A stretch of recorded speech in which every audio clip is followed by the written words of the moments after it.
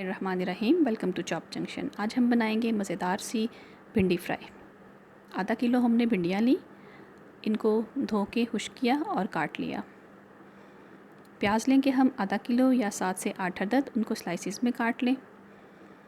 टमाटर लेंगे हम 4 से 5 अदद, उनको पील ऑफ करें और गोल स्लाइसिस में काट लें। हरी मिर्च लेंगे हम 8 से 10 अदद, मसाला फिल करेंगे। नमक लिया 1 चाय की चम्मच, लाल मिर्च आधा चाय की चम्मच और हल्दी चौथाई चाय की चम्मच। धनिया पाउडर हम शामिल करेंगे 1 चाय का चम्मच, ज़ीरा आधा चाय की चम्मच। अचार पाउडर हमने लिए मिर्चें फिल करने के लिए। भिंडी फ्राई करने के लिए हमने ऑयल शामिल किया कढ़ाई में तकरीबन 1 कप के बराबर, और इसके साथ हमने भिंडी को शामिल कर दिया। फ्राई करने के साथ हम इसके अंदर शामिल करेंगे तकरीबन आधी चाय की चम्मच नमक, ताकि फ्राई होते हुए भिंडियों के अंदर थोड़ा सा नमक का फ्लेवर डेवलप हो जाए। अच्छी तरह से इसको हिला देंगे हम और इनको फ्राई होने देंगे। अब हम चलते हैं मिर्चों को फिल करने की तरफ। मिर्च को हमने सेंटर से कट लगाया और इसको अपनी फिंगर की मदद से आप खोलें और ये खुली हुई मिर्च के अंदर आप इस तरह से मसाले को भर दें। इसी तरह बारी बारी सब मिर्चों को कट लगाते जाएं और इनके अंदर मसाला भरते जाएं। दोनों तरफ से कट मत लगाइए, एक तरफ से सिर्फ कट लगाएं ताकि मिर्च खुल जाए और इसके अंदर आप मसाला फिर करके रखें। और इनको हमने सर्व करते हुए शामिल करना है। क्रंची मसालेदार मिर्चें बहुत ही मज़े की लगती हैं भिंडियों के साथ। अब भिंडी को चेक करते हैं हम, फ्राई हो रही है ये। वक्फे वक्फे से आप इसको हिलाते जाएं। जब थोड़ा सा गोल्डन कलर आए तो इनको हम एक डिश में निकाल देंगे। फ्राई करने के साथ भिंडी के अंदर जितनी भी चिपचिपाहट होती है या लेस होती है वो बिल्कुल ख़त्म हो जाती है और बहुत प्यारा सा कलर इनके ऊपर आ जाता है। बहुत खूबसूरत लगती है ये इस तरह। बाकी कुकिंग ऑयल के अंदर हम प्याज को शामिल करेंगे और इसको भी लाइट गोल्डन होने तक हम फ्राई करेंगे। जब आलमंड कलर का शेड प्याज के अंदर डेवलप हो जाए तो ब्राउन की हुई प्याज जो है उसको आप एक साइड पे करें और कढ़ाई की बेस पे टमाटर डाल दें कटे हुए। ये टमाटर शामिल कर दिए।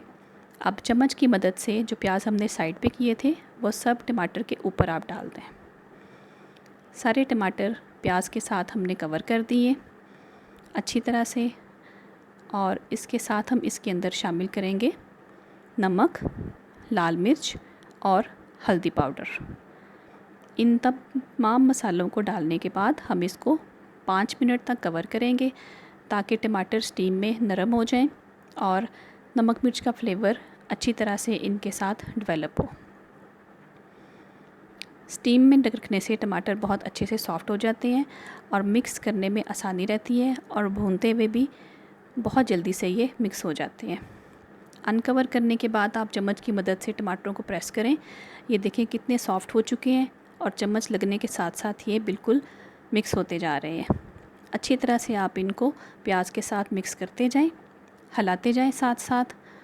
टमाटर कोई भी इसके अंदर आपको नज़र ना आए, बहुत अच्छी तरह से आपने इनको मिक्स कर लेना है। साथ ही हमने इसमें धनिया पाउडर और ज़ीरा पाउडर शामिल किया और इसके साथ हम इसको भूनते जाएंगे। मिक्स करते जाएं और अच्छी तरह से इसको भूनें। जब मसाला भूनने की बहुत अच्छी सी खुशबू आना शुरू हो जाए, प्याज और टमाटर भून के यकजान हो जाए और इसका घी बबल्स की सूरत में आपको नज़र आना शुरू हो जाए, तो आप समझें कि हमारा मसाला बिल्कुल भुन चुका है। जब ये स्टेज आ जाएगी तो आप इसमें 1/4 चम्मच अचार पाउडर शामिल करें और इसके साथ ही इसके अंदर फ्राई की हुई भिंडी शामिल कर दें।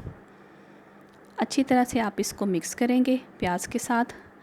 जब भिंडी और प्याज इवन हो जाए तो इसके बाद हम इसमें मसाले से भरी हुई मिर्चें शामिल करेंगे।